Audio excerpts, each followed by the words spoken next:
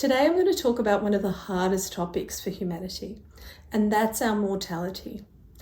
Death, dying, losing our loved ones, grief, the transition, all of that. How do we deal with it as humans? How do we deal with the pain? How do we deal with the intensity of feeling? How do we deal with our loved ones who have lost people? You know, that's an interesting subject, and that's what I'm going to talk about today.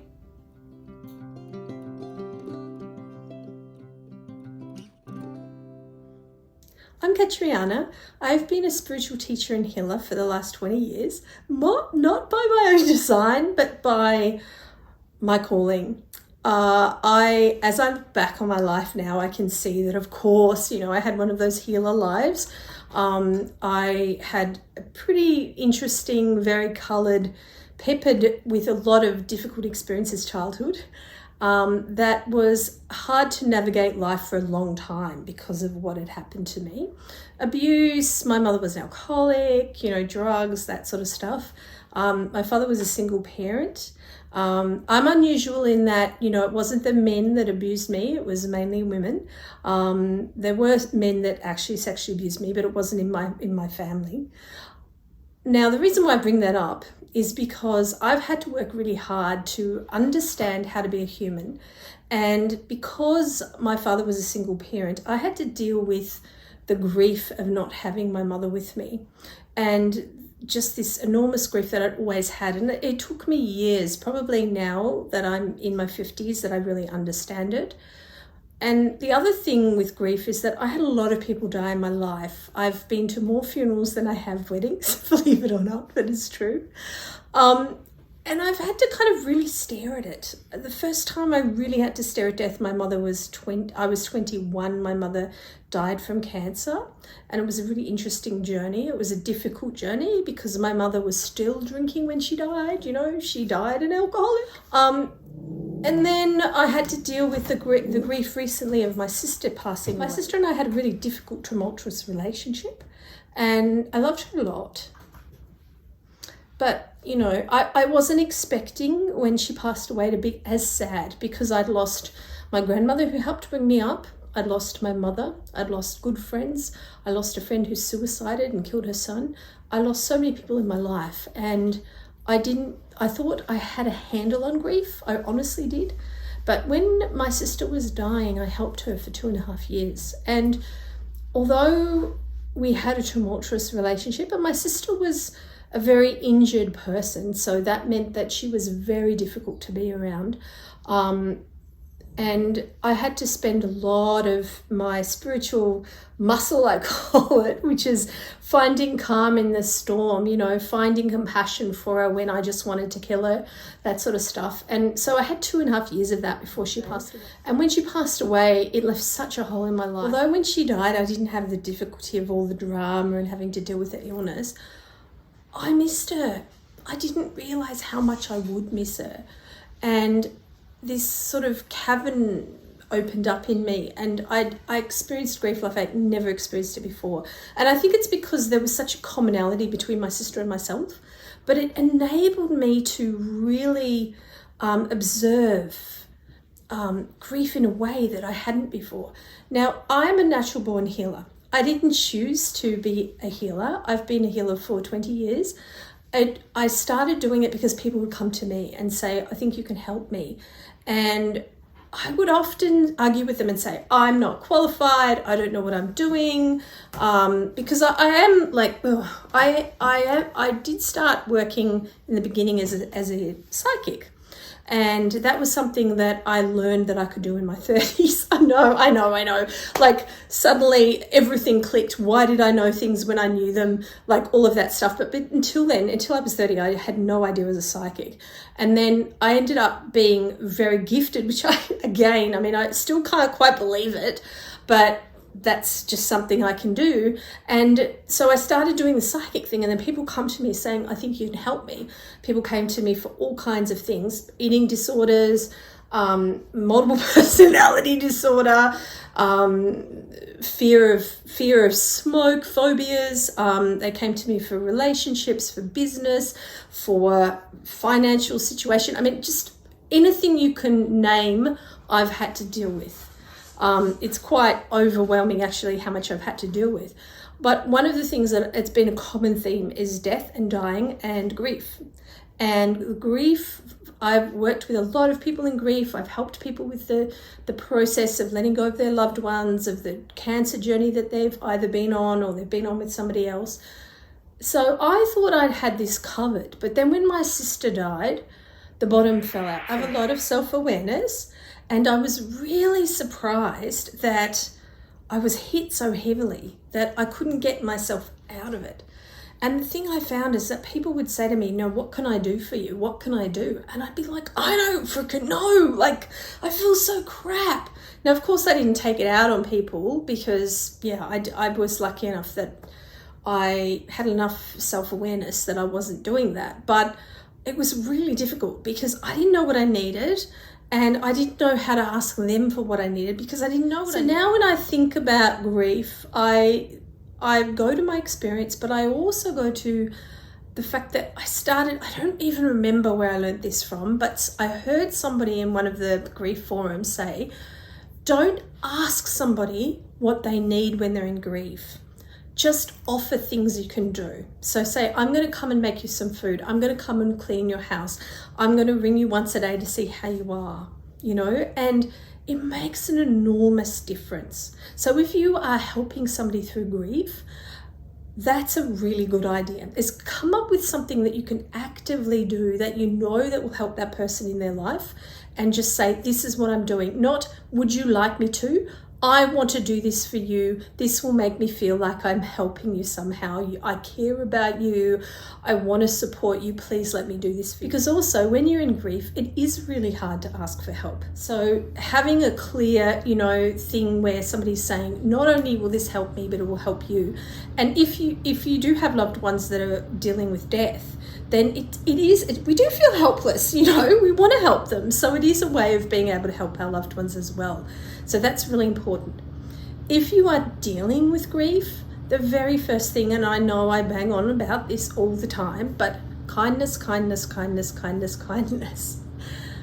I've helped so many people with losing their parents, losing their partners, their loved ones, their children, miscarriages, all kinds of things.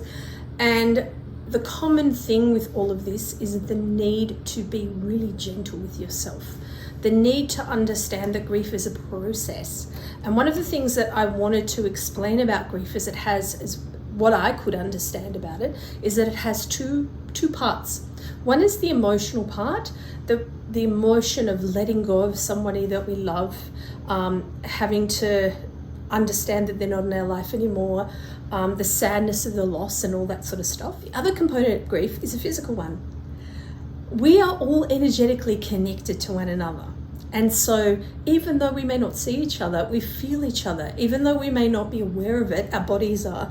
And so when somebody actually transitions and their physicality of their energy is not here anymore in the physical form, our body has to cope with what it feels like to not have their physical presence with us.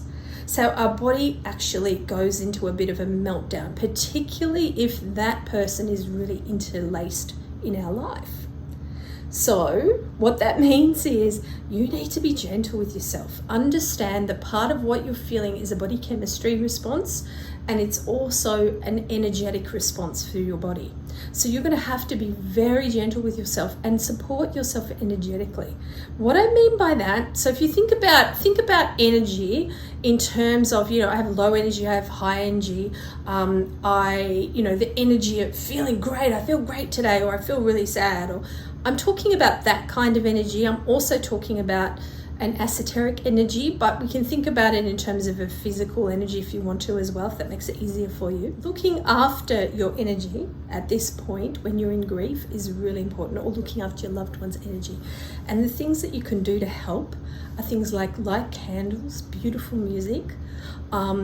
Incense can help if that's something that you like. If you don't like it, don't burn it. You've got to do the things that work for you. Oil burners, smells, aromas, all that sort of stuff. Gentleness, baths, loving kindness, being very kind to yourself, and understanding, like not getting upset when you're really hurting. Understand, I'm hurting because there was love. So part of looking after yourself is also eating well, making sure that you're having nutritious foods and remembering to eat. Now that can be really difficult. So if you're caring for someone that's going through grief, make sure that you try and help them with food. Make sure that you just walk in, give them food, give them a cup of tea. Don't ask them. Don't sort of say, oh, would you like something? Say, here it is, have it if you want. Because I think when you're going through grief, it can be really hard to make a decision. But if it's in front of you, then you can make a choice and you can have freedom in that choice. But trying to decide whether you should do something or not, it's really hard unless somebody's already given it to you. Someone's already given you food and you choose that you're not hungry, that's a real choice. But if you have to choose whether or not you're going to let someone do it for you, that's not even a choice sometimes, because it just feels like too much of a burden. Because sometimes when somebody's in grief, they feel like they're a burden. So I hope that with all of these kind of ideas that will help you. And also the other thing that's really helpful, particularly if you're going through grief, is research. Join any groups that you can on grief, or meet people. If you know anyone who's been through a similar experience, reach out to them, get support, because when you understand that some of the stuff you're feeling is normal, like feeling like sometimes you just wake up and you feel really dark, like there's no point to life anymore, and you're like, what the hell? It's just part of grief. You might lose your appetite, which is part of grief. I actually got psoriasis, which I'd never had before, which I've read actually is part of grief. So it can affect us all in different ways, and just understand it's a process. And depending on what kind of relationship you had with the person that passed on, depends on what happens with your grief. So sometimes you may not feel anything. Like if you've noticed, like if somebody was in a lot of pain, you'll be relieved when they die, and then you feel guilty because you're relieved. But eventually, sometimes it can take a year before you kick in and you miss that person, and then the real grief begins.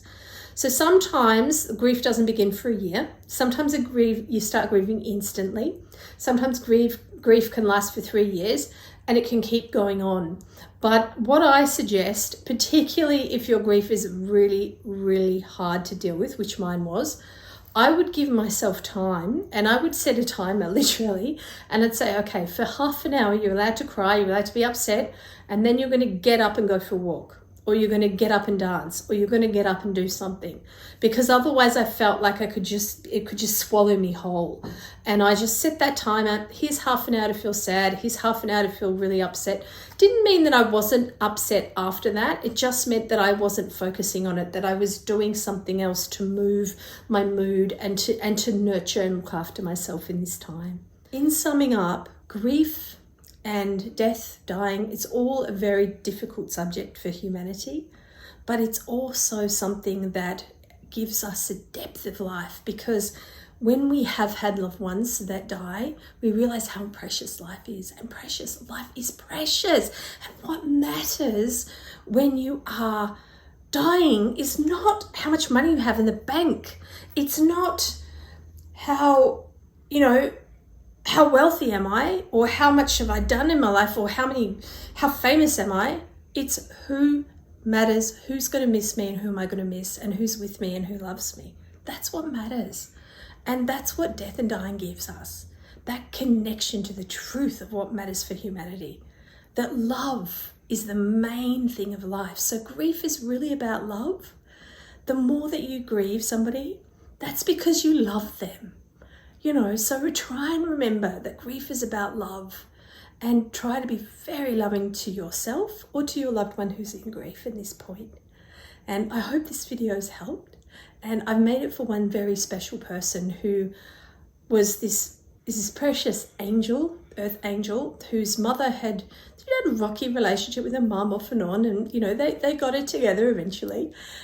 But her mum was ill, and she took her mum out of a care place, out of hospital, and looked after her for the last bit of her death, and was there for her in a loving, kind way. And this lady was lucky enough to die at home with people that loved her. So I wanted to make this video as a big hug and gift you this and gift the world this. So if you have looking up how to cope with grief and you come across this video, I hope it's given you a hug and helped you a little bit. I wish I'd been able to find it when I was grieving, because it's hard. It's hard, and giving you a hug, sending you lots of love.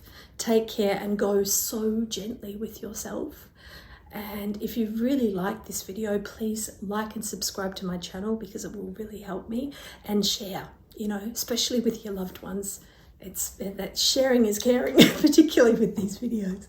So bye everyone, and thank you for watching. Woo.